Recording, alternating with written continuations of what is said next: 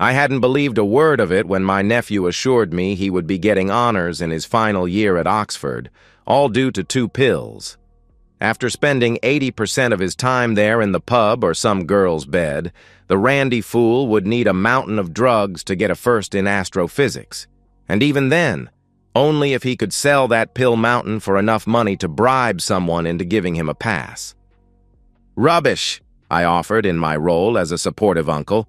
"Cobblers, pull the other leg. It's got bells on. Mind my nonsense when you do, though."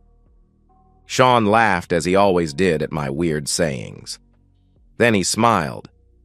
"I knew that would be your reaction, Uncle D. That's why I brought a couple for you to try."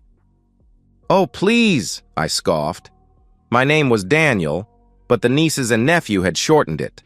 I liked it. Salt and sugar pills are not magical. Then why not try them? The effects last just over 2 days, as far as I can tell, and Aunt Alice and Mum will be away for the weekend. Perfect time to sample some actual brain power. I looked at him suspiciously. "Did you just call me stupid?" He laughed again. "Hey, if the cap fits, wear it. Even if the cap has a big D on it. For Uncle D, of course." "Sure it is. Now you call me a dunce. Your Christmas wishes are floating out the window, Sean. Wave them goodbye." He held his hand out. The pills on his palm were very ordinary. One looked like an aspirin substitute, and the other had a shiny yellow coating. It looked like a Pez. "Sweets? You're trying to con me with sweets?" "If they're just sweets, then take them," he replied. I took them hesitantly. I knew it was a joke, but... "Sean, I hope you're not trying to get me high. I don't want to think I can fly or talk to mushrooms from Mars. That crap you guys see when you take drugs. Why would you do that?" "I don't do drugs, Uncle D. That would wipe me out of university so quickly." He shrugged. "Look, I took these a couple of times and studied hard. You wouldn't believe how much you can take in and retain, and that was important to me. If I took something that made me more brainy, that would be nice.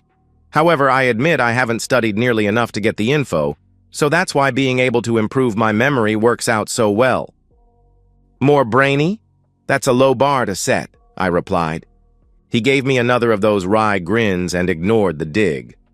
When someone whispered about it, I knew it was a remote chance, but it was all I had. And it worked. I will get that first and the trip to Japan. Dad is probably going to be angry about offering that to me as an incentive. "Well, if you do it, I think Alan will be happy enough. A first from Manchester is nothing to sneeze at. He'll be unbearable going around bragging and crowing non-stop if you do." He hugged me. "Take them, Uncle D. You'll thank me." His words were utterly wrong and wholly right, both at the same time. When he left, I spent half an hour trying to match up the pills on the internet. In the end, one seemed to be a weight loss concoction, a shiny appetite suppressant tablet that had poor reviews from dieters. The other was a drug to suppress arthritis, which bothered me a little more. But there was only one, and Dad took 5 at a time every week for his bad knees. His were a different make, but they were the same strength, so one tablet didn't seem to be wildly dangerous. Alice wouldn't be home for the weekend, so it was just me closing up the house for the night. As I got my customary glass of water, I spotted the pills on the kitchen counter and impulsively swept them up and popped them into my mouth. Apart from waking up to a long, drawn-out burp, followed closely by an enormous fart that left me feeling like a deflated balloon and forced me to open the window, I felt okay. So I went back to sleep. In the morning, my first thought when I awoke was, well, I made it through the night. That thought pops up now and again as fellows my age keel over with heart attacks and is put to bed with a shovel. I decided to take another online look at those pills' ingredients and side effects, just in case I had to call Poison's control. The 2-hour session I spent on the net was interesting. I started on the PC then, when the paging seemed so slow. Despite the high-speed internet access I had for gaming, I opened up the internet app on my phone. Finally, I fetched my wife's tablet as well, scanning all 3 screens almost simultaneously. My reading rate was incredible. From my research on that subject, it turns out that reading speed is limited only by how quickly the brain can process an image. After all, when you see a page, everything is there in front of you as a picture, every single word clear. But you still move from word to word and read on only when your brain sends a signal that it has processed and stored the information. That's why speed readers sometimes go faster than their brains can manage and have to reread a section. It's also why we can get so completely lost in a story. When that happens, the brain works incredibly hard to interpret the information and send it to a mental image run by the imagination, which doesn't leave enough power to process peripheral distractions properly. I read alternately from the PC, phone, and tablet as if each glance was a frame in a movie reel. My fingers worked like I was sending Morse code, and each frame froze in my mind. I went from reading about chemical compounds to researching how various compounds and molecules reacted with each other in different circumstances. When I stopped after an hour, I was exhausted and starving. I worked out how the pills acted during a very substantial full English breakfast. My appetite effectively demonstrated why the diet pill wasn't popular. The arthritis drug lowered autoimmunity slightly, as arthritis can be caused by an immune reaction to the body repairing itself.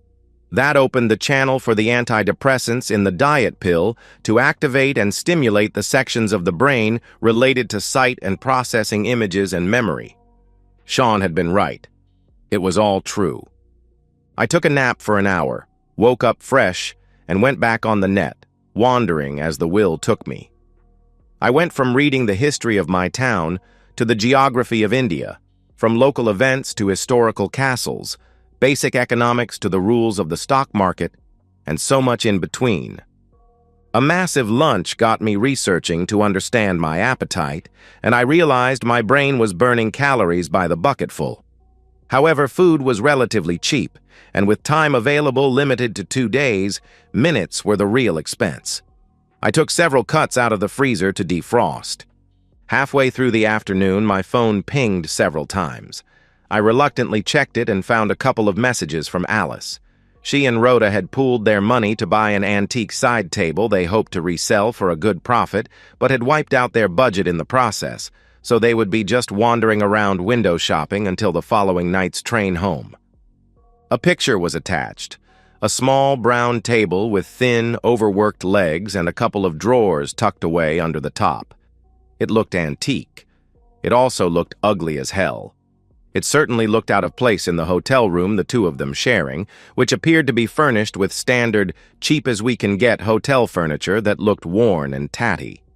More interesting was the 19th century town clock seen through the window and what looked like Morris dancers in the square in front of it. Ah, well. At least they would have some entertainment, although I doubted that Morris dancing, men dressed as yokels with bells on their legs dancing in circles and seemingly threatening each other with sticks, could be classed as entertainment. I snickered to myself. As far as I could tell, they had yet to profit more than 5% on anything they bought, but they really loved antiquing, and the two of them spent a weekend every couple of months buying that and trying to resell it as treasure. I didn't mind. It gave me a weekend free of husband jobs, and the two of them were always excited and happy with the possibility that they might discover a lost Chippendale or Hepplewhite. Shaking my head fondly at my wife's eternal hope, I researched her antique table. I could flick through pages online in seconds and remember each one.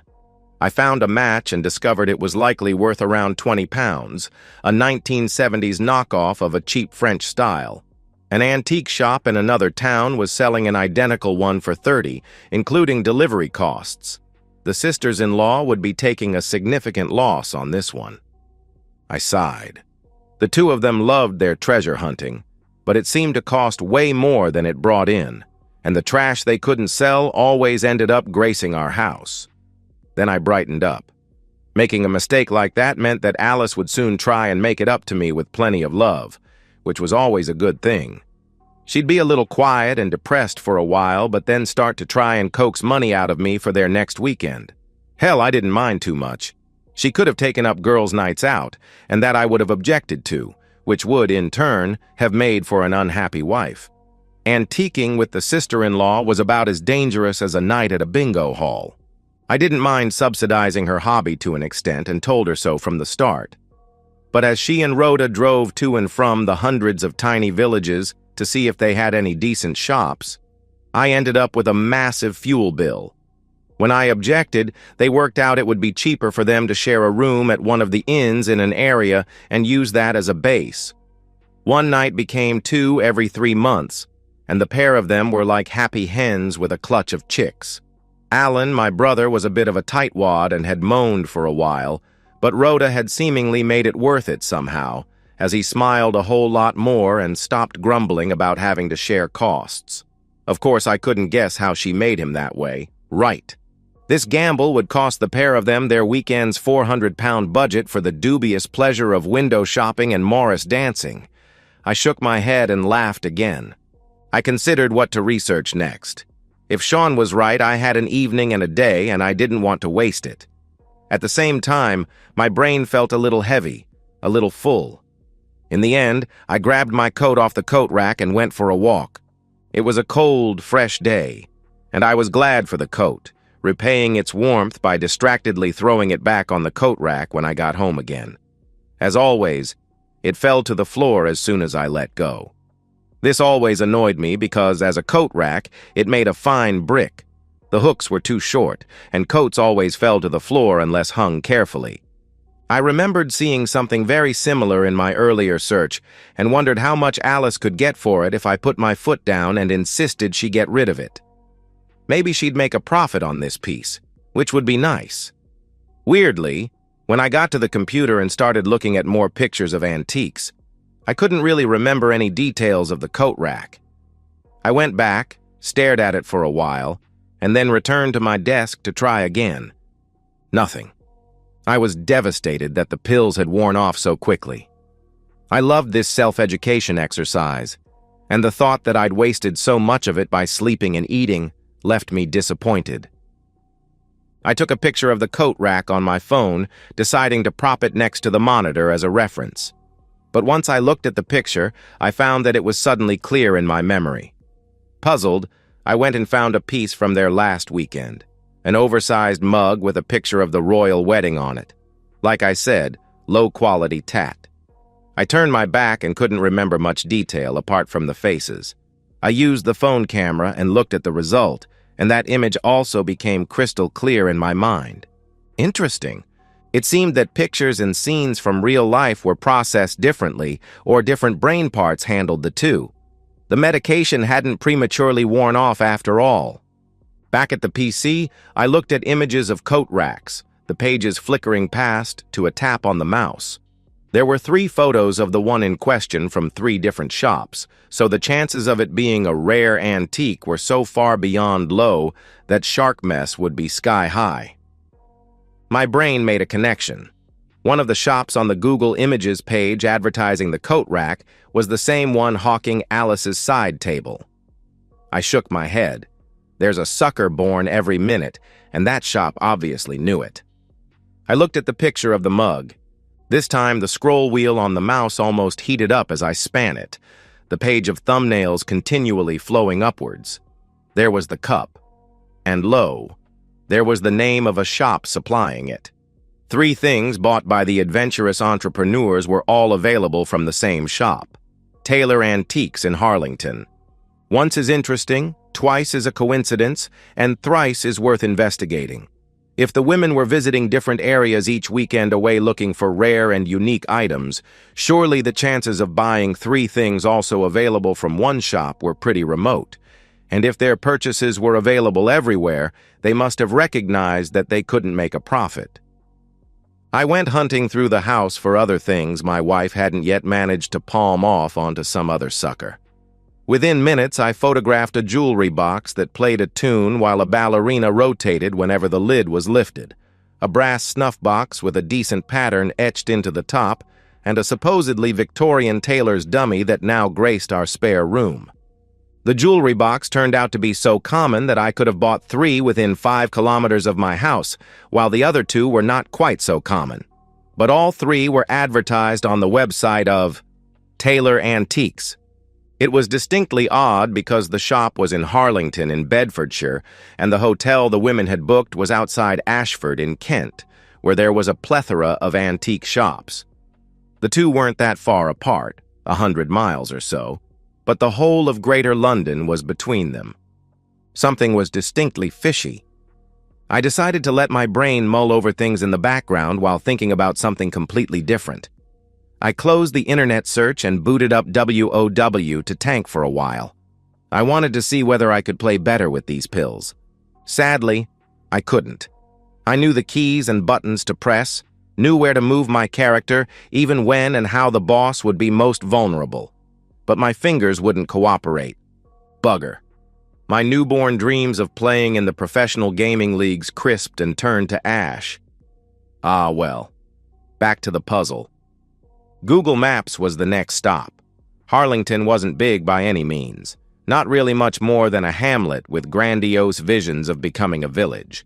The pictures from that page showed a dreary little cluster of houses, pubs, and shops, although the clock tower on the small village hall was unique. The picture didn't show its face, but there was enough detail to identify it as the same one in the picture Alika and Rhoda had sent me. So why the hell would they be there? There was something about the name of the village, a nagging something that my old standard memory recognized but refused to detail. After trying various things to poke my old, slow brain, I finally checked the phone prefix online and found hundreds of pages of names listed within that phone area. With a sigh, I started clicking. Luckily, it didn't take long to process them.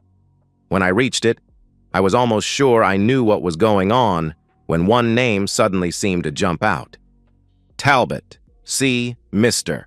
1472 Sundon Road, Harlington, 809-476. Talbot, Chris Talbot, him or his brother Callum.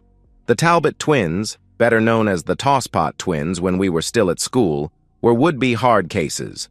They were low-level, low-class jerks who had bullied their way through life, even challenging my brother and me by trying to take our girlfriends in our penultimate year at school. They were 2 years older than Alan and 3 older than me, but were a year behind me in school, having spent a couple of years in a reformatory. Alan and I hadn't backed down, and the showdown had taken place behind the bike sheds. As always happened when a fight secretly took place at school, the area was packed with an over-enthusiastic audience. The Tosspots were treating it like some sort of championship fight and seemed to be copying Rocky Balboa, shadowboxing while running around in little circles. Michael and I just watched them from the other end of the open area in the center of the crowd. We'd worked out a plan, and acting like 5-year-olds on a sugar rush wasn't part of it. The 2 girls at the heart of this mess were amongst a gaggle of girls to one side in the neutral area between the 2 factions, which was disappointing. It would have been a little more encouraging to know that they, at least, were supporting our side. Now the twins were big, with hard homegrown muscles pumped up by years of forced labor on their stepfather's farm. So when they attacked, we wisely cheated and pulled out the cricket bats we'd hidden in a bush, and after we'd scored a few boundaries, they no longer wanted to fight. I was no brain box.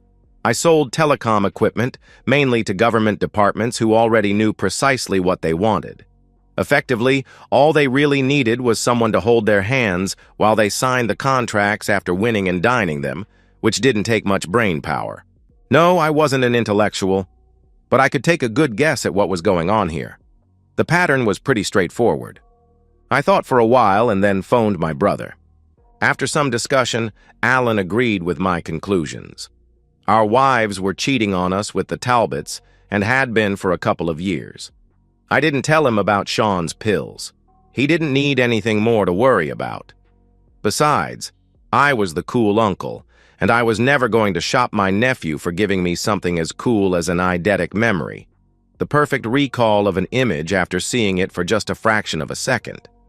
I snorted at that thought. I hadn't even known the word eidetic when I started my research that morning. My older brother was livid. My feelings puzzled me, however. I was angry at Alice for her cheating, especially for regularly shacking up with the tosspots who were so beneath her in class and quality, but I wasn't raging. I was hurt, but not devastated. And I felt profound disappointment in her choices, but not despair. All of which I had presumed would be the raging emotions I'd feel if the situation ever occurred. Perhaps the magic medicine damped down emotions. In this case, maybe I needed to let things process in my brain once again. I didn't feel like online gaming again, and the rain had stopped, so I wandered down to the shops and bought a pint of milk instead. I found myself staring at the shelves of beer and really wanted a liter or two of Newcastle's best brown ale. But I also didn't want to take any chances of mucking up the effect of the pills. Sadly, I went home to a cup of tea and a few chocolate digestives to dip in it, lost in my thoughts. Eventually, I went back to the computer and lost myself in page after page of French vocabulary. I had no idea whether it would work, but I was bad at languages and had always wanted to visit somewhere and speak to the people in their native tongue. After half an hour, I realized that I needed to study phonetic symbolism, spent 3 minutes on that, and then carried on a lot more comfortably with the French. I was startled when my phone rang. Oui, allô? Daniel ici. What? Qu'est-ce que tu veux dire? Quoi? I hadn't even thought about speaking in French. It had just poured out. Daniel? Alice's voice. Is that you? Yes, I replied. Why did you answer the phone like that? I was learning French. There was a long silence, and then I heard a snort. You're having me on. I shrugged. What did you want, Alice? Your brother was just here. I was surprised. He'd taken action far sooner than I'd expected. What did he say? He never said a word. He just stood there, his face so red I thought he was having a heart attack. Then he slapped Rhoda so hard she fell over and dragged her out of the room. Should I call the police? You sure you want to shine a light on that? I expect that would publicize your little secret, wouldn't it? Or did you really think that Alan's actions came out of the blue? He just woke up and decided to take out his dissatisfaction with life on Rhoda. The pause was even longer this time. What do you mean? She said finally. Come on, Alice. That's unworthy of you.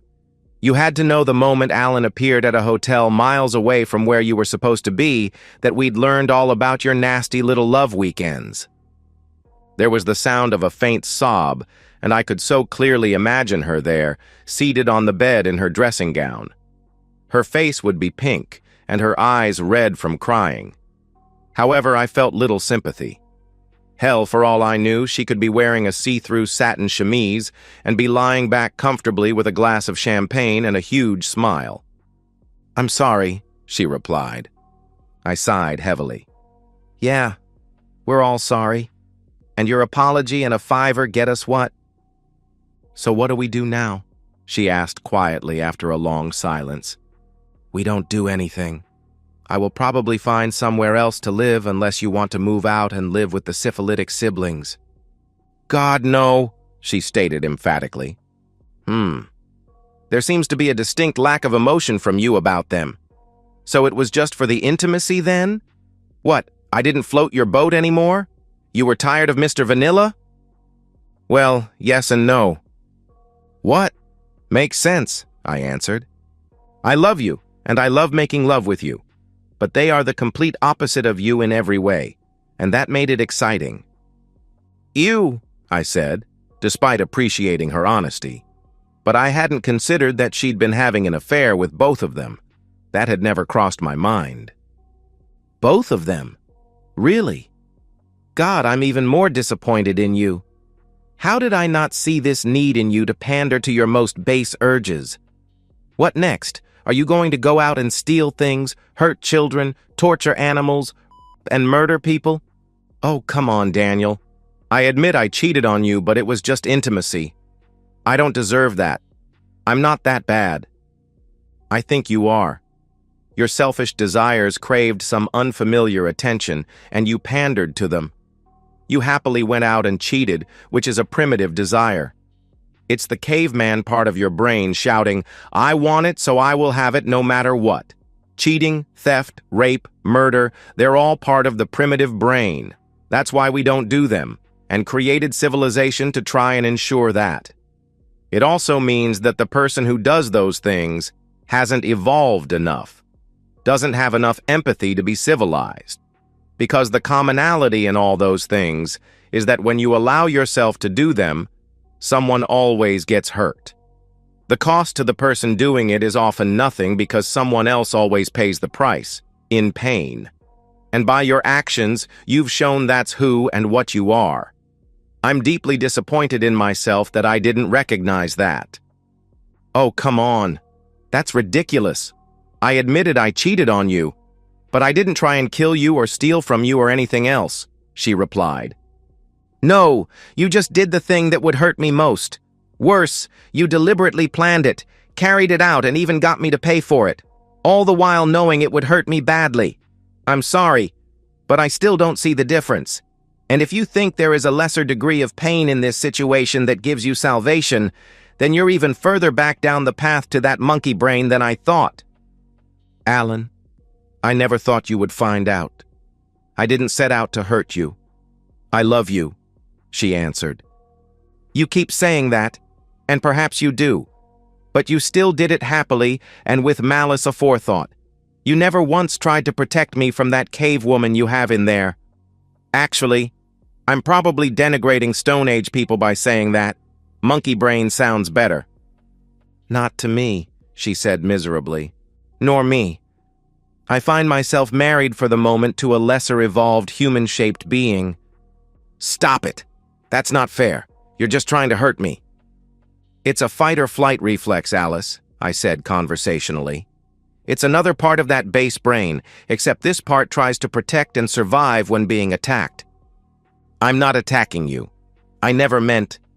How did you think I would react on discovering that you were off sharing low-life three-ways with your sister-in-law every 3 months, and amusingly getting me to pay in money and pain for the privilege of being humiliated? Or when I realized you were pointing me in one direction and then going in another to hide your lowest urges? Or when I understood you were buying junk from the same shop around the corner and pretending you dug it up in various places along your antiquing trips? Did you imagine I would carry on and ignore the whole thing? Or did you assume that I wouldn't care and might even be delighted that you were finally able to satisfy that arboreal primate within you? No matter how you look at it, you set out to attack me. I didn't. I didn't think any of those things. I thought you would never find out, so I never considered any of those questions. And it never crossed my mind that you were paying for my cheating. It was just part of our budget. How did you find out? And why are you talking like this? I've never heard you talk this way. Where is it coming from? She asked. An ordinary evolved mind, Alice. Your instincts took you back to a primitive base, and mine assisted me along to a better future. Now, knowing that, is there any reason you can think of why a primate and I should remain together? I can't see you staying with me as a pet. What if you devolved further? She was crying hard now. You're being so horrible, she sobbed. I wish you'd just slapped me as Alan did to Rhoda. I probably deserve that, but this is just cruel. Logic combined with that fight or flight. That's all. Any cruelty you feel is simply your reaction to my point of view. I'm sorry Alan hit Rhoda. I imagine both needed to reveal their pain and sorrow, him at her actions, and then her at his reaction. That's not my way. It was your way. You fought for me back in school. You fought for me and won me. It was exciting. So... Her words left me breathless for a moment. So, I had to continue fighting for you not to cheat? Is that it? Well, no. But it meant so much. It meant you loved me more than anything or anyone else. Then let me ask you this. Who did you fight for me? I asked. There was a long silence as she came to realize the untenable position in which she'd put herself. I'm sorry, Daniel. I'm so sorry. She hung up. I didn't phone back. I guess I hadn't loved her as much as I thought I did. Perhaps being together for as long as we had just worn that golden shine down to a patina. Although I expect that happens with most couples. Either way, she wasn't special to me anymore. Just ordinary. Just a woman you would pass in the street without thought or consideration. So, in the end, despite the wailing and gnashing of teeth from Alice, and admittedly a few misgivings and thoughts of forgiveness from me, we headed to the divorce courts. I had thought of taking some sort of revenge on the Tosspots, but then realized how impossible it would be. They'd farmed all their lives, so physically, they were likely to be even stronger now than they'd been as teenagers, and I no longer owned a cricket bat. More importantly, a closer look on Google Maps revealed that their crops probably mainly consisted of dirt, and the farmhouse they shared with 2 wives and a horde of badly dressed ragtag kids looked more like the remnants of a gypsy camp than anything else. There was nothing I could do to them that could possibly make their lives any worse. I imagine that the quarterly visits to their village by my wife and sister-in-law were probably the brightest highlights in their whole miserable lives. Christmas, Easter, Guy Fawkes, and New Year all run together into 2 nights. Perhaps that's why the Morris dancers had turned out in celebration. Alika and I agreed amicably enough on splitting up the assets for the divorce, despite my absolute insistence that she kept all the crap she'd brought home from their antiquing, and she continued renting the house. I moved out and found my own place.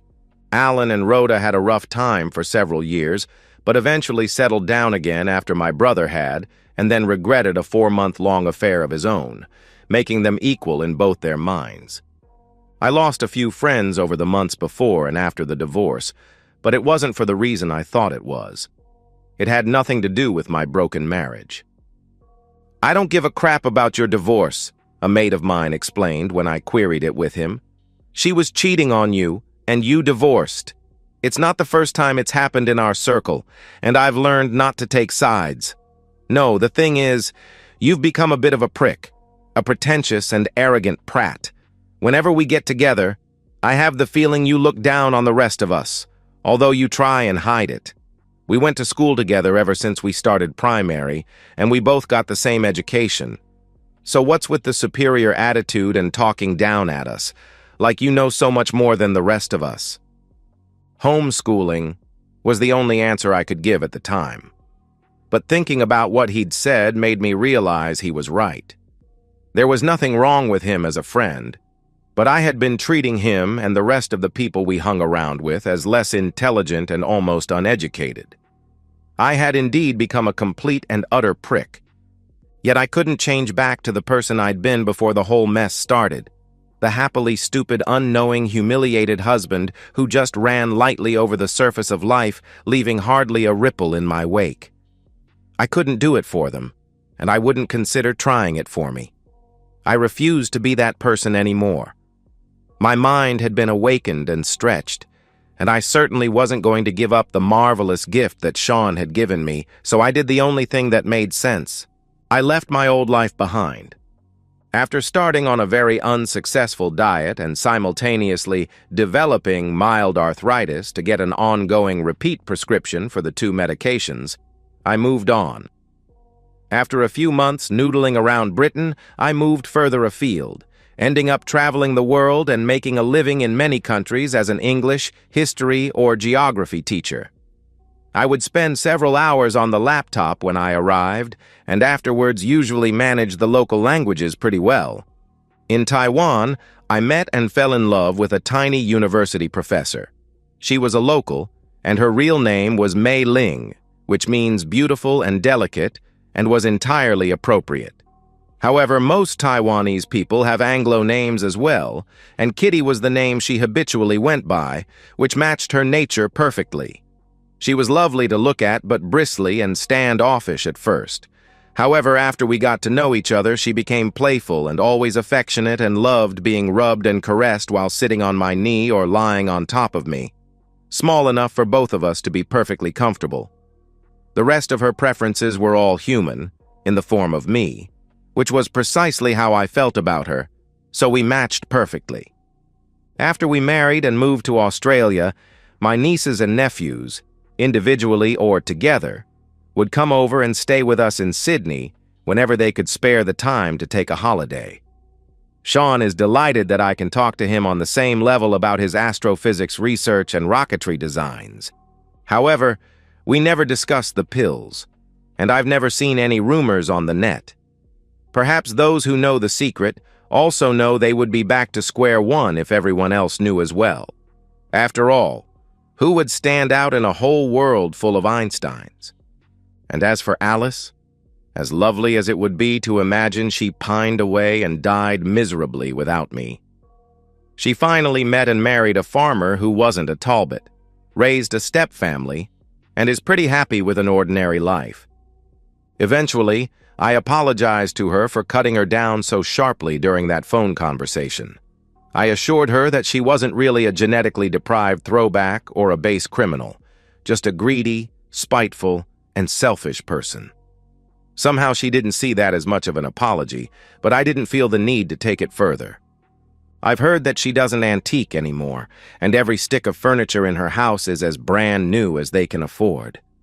Memories aren't always sweet.